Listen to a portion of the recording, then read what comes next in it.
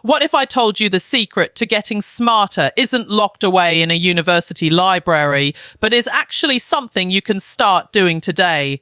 For years, we're sold this story that intelligence is a marathon, 12 years of school, another 4 for a degree, maybe even graduate work on top. But what does that really get you?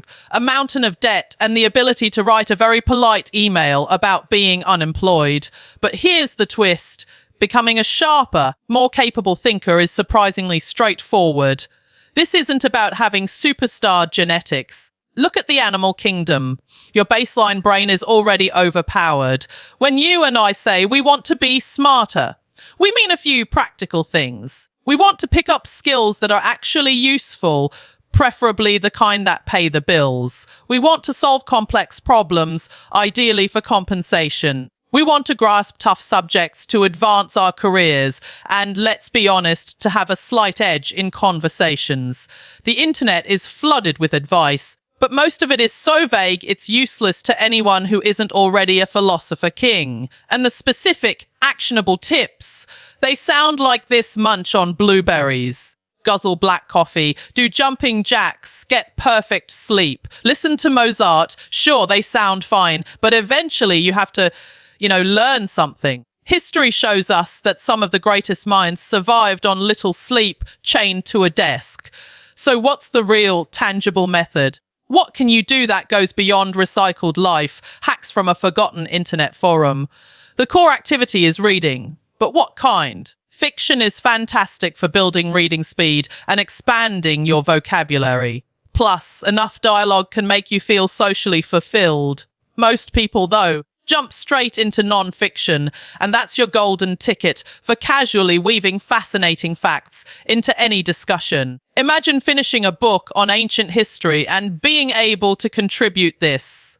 It's wild to think about human evolution, right? I was just reading that we didn't come from chimpanzees, but that we shared a common ancestor and evolved alongside other hominid species. Knowledge isn't power until you learn to share it generously. See the difference? You corrected the idea without using the obnoxious. Well, actually, you replaced it with a humble, I was reading.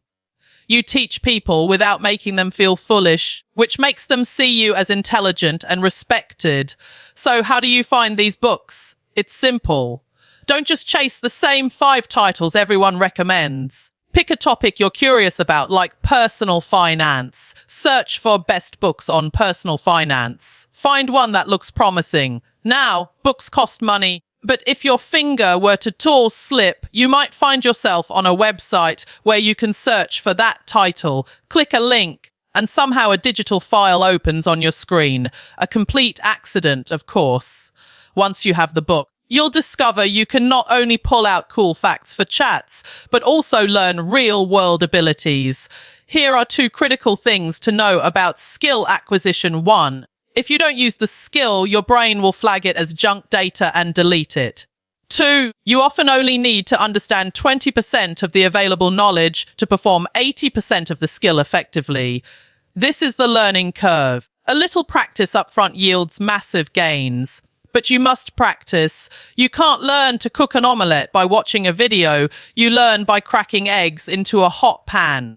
The same is true for reading. Books only make you smarter if you give your brain a reason to retain the information. So, after you read a chapter on organizing your digital files, go and organize your digital files. It doesn't even have to be your computer. Help a friend. Now you'll never forget it. But what about knowledge you can't immediately practice? Let's say you're reading a car manual and see instructions for starting a battery. Ideally, you'd go try it, but not everyone has 2 cars and cables handy. You can still practice through visualization. Imagine the scenario: your car is dead. You pop the hood, find a video guide and pretend it's your vehicle. By mentally walking through the entire process, you convince your brain you've used the information and it gets stored for later. Meanwhile, someone who just tried to memorize the diagram will still be clueless on the side of the road.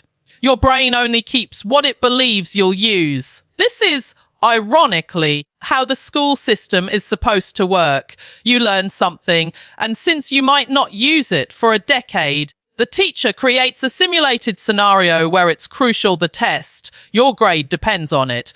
In some countries, the stakes feel even higher. This is usually enough to force your brain to try and remember.